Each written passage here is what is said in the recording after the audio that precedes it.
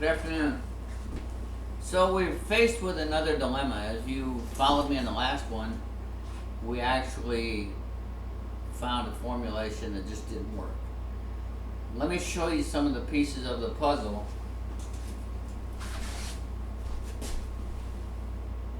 We first talked about what a good film formation we had on just the resins, but we needed co-solvent. This is why. Without that co-solvent, these products shatter. So we've got the same resin blend, but they shatter. Then we got into an issue of adding co-solvent, and it looked really good initially, and there you start to see there was something going on right off the bat. This whole thing should have been perfectly smooth. So we had to coalescence something that was going on with the resin system. So then we added a surfactant in particular, and some of this should straighten these out, and no, it did not. More problems. So we thought, well, let's add a series of defoamers and see if we can eliminate this as well. This was the first one. I'll try, there we go. Have a problem. And then the last one should have got rid of any fish eyes or things that were going on, and this one you can see is kind of horrendous. That's where we stopped. So now we were faced with starting over. But now there's been a excuse me, there's been a few more twists thrown into the puzzle. Because of production methodology in the particular plant this goes into, we couldn't have done it this way anyhow, because we were separating these two resins apart, putting one in the beginning and one in the very end. Well, this plant, because of weight cells and load cells and stuff like that, isn't set up to do that. So we decided to completely change it around, and rather than switch resins, because I did a perfect formulation that was sprayed out, that was 30 sheen, pretty white, FL 235, was done on June 3rd. On the back tells the dates. But the problem with this was, how come the sheen is so low? This is how it came out. We didn't try and flatten it down. So in looking through it, it turns out there's an incompatible solvent with one of these resins in particular. And the problem there is that can cause it to flatten. So we're going to do this a different way today. We're going to start out with the same ideas as before. Excuse me. I have my formulation that I've done. We're going to start out with the resin. This is a pure acrylic.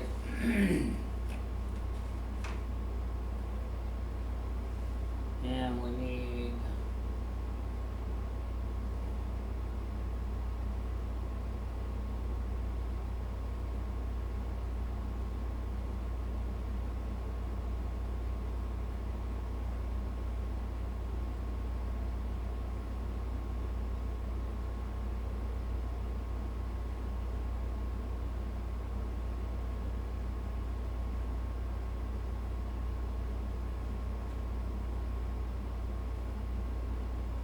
here we go. Boy, that took forever. We're going to take this and put it into this particular mixer. And then we're going to take the second resin, which doesn't get as much, and add this directly to it.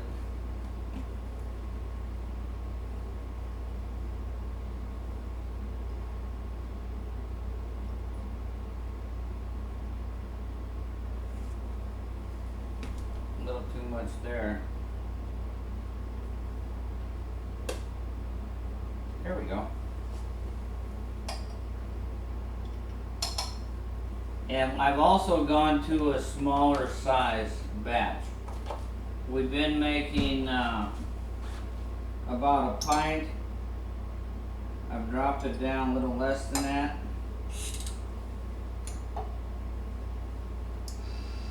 We're going to turn this on. We got 550 RPMs. Now we're going to add some, this is a dispersing aid. And we get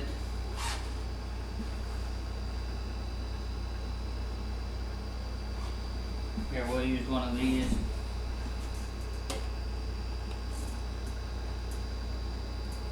Basically 5 grams of this.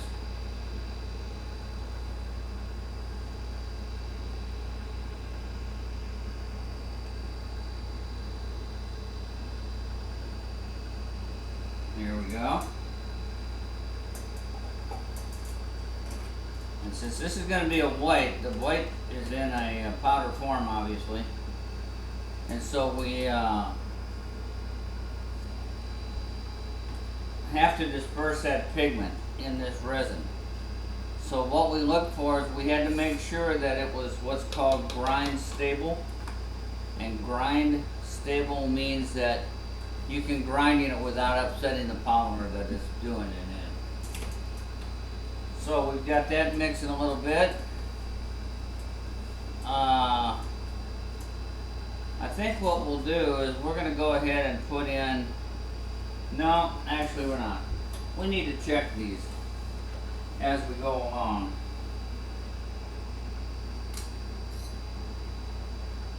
Because we don't know how well this is going to mix or come out. So we have a dispersing aid in with the pigment, with the resin. And let's do a drawdown.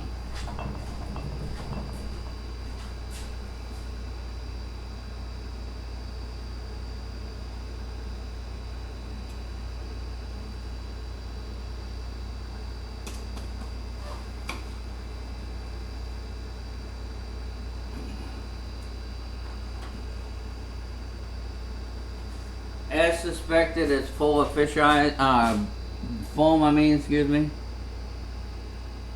Kind of hard to show. There you go. But that's to be expected. What happens is there's an air entrapment that takes place within these, and they let me shut off the timer, and it's going to generate foam. There's no way getting around it. Okay, next we're going to put in another dispersing aid, and this one is designed a little differently in what it's for. It's for allowing the end coating to accept a whole bunch of different types of pigments from different manufacturers. And since we want to make this so it could possibly be dispersible, we're going to put this in there. One thing about this, it's very strong. There we go. And this one, they go right into solution. They go easy. It's dispersed. It's only 25% active. And it takes just a little. One of the guys we get stuff from, there's a saying that their company has, just a drop in the bucket makes a difference. Well, that's how it is. So true with some of these different things. It doesn't take much. Okay, we've got that cleaned off. Whoops. And we've got this one mixing. Let's set that over there. And we're going to then add on the next one, we're going to do a drawdown here in just a second.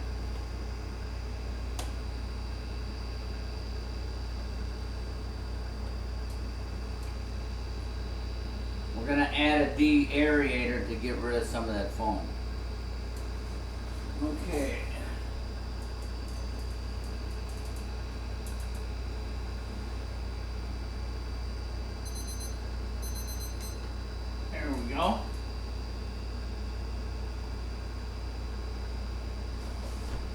Looks like there's more foam in there, which doesn't surprise me.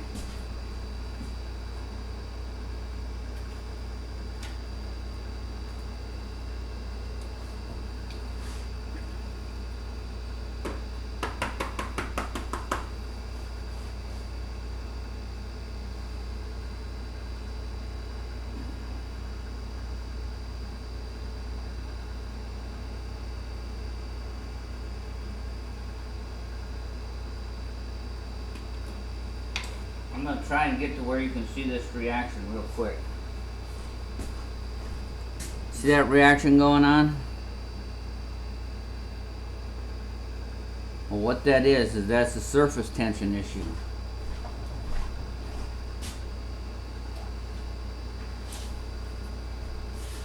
So let's see if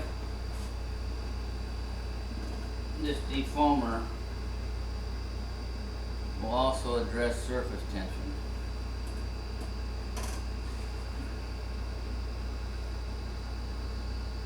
We don't need very much of this.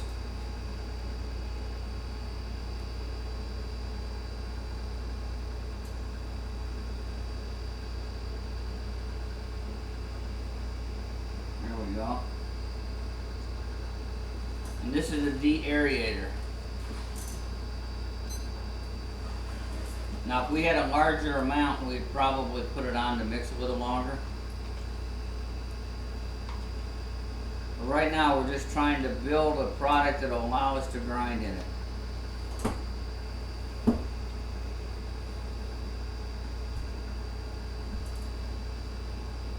And on this one we'll do the same thing. We're going to take a drawdown before we start adding pigment to it.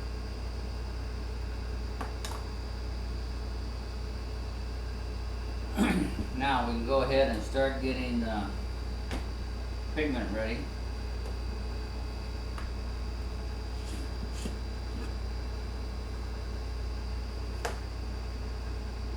And on here we're going to add quite a bit.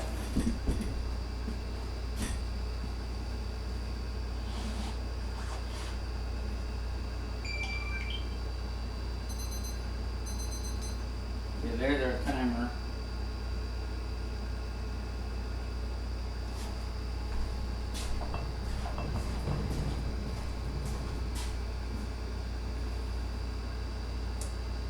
Now quite honestly, this doesn't really matter what it looks like at this point because we're going to grind in it. And we've not put any co-solvent in. So the suspicion is that as those drawdowns actually dry, they're going to shatter.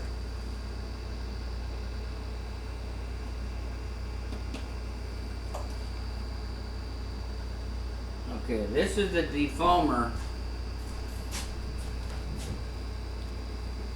And as you can see, it may have defoamed it, but it's also causing pretty massive surface tension problems. So normally I would fix that surface tension right now. But my formula isn't set out that way, so we're going to keep going by the formula and see what happens. See if it's a hit or miss.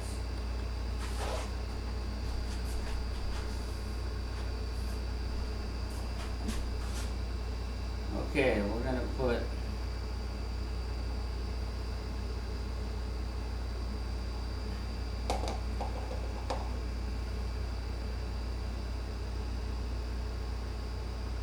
we got 56 grams that we're going to put in this one.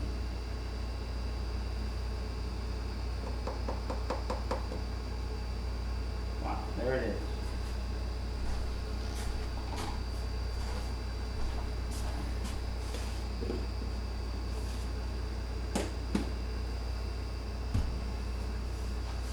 We're going to set this timer on 20 minutes, in fact 25 minutes.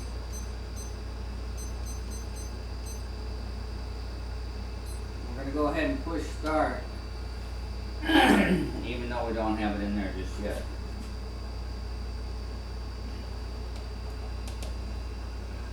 Okay, to disperse, you got to disperse at high speed.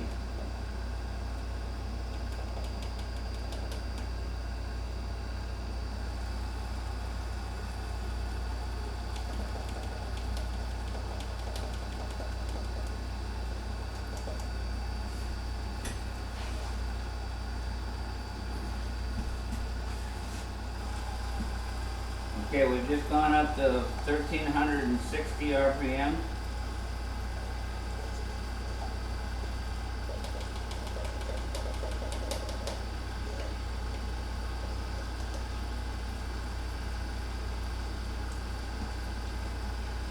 There's some buildup on the sides right in here. So we're going to try and eliminate that right off the bat. And now we're going to turn her up to 2,000.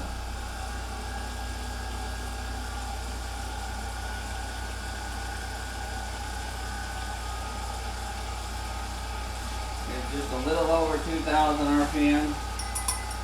We're going to let this go 20 minutes.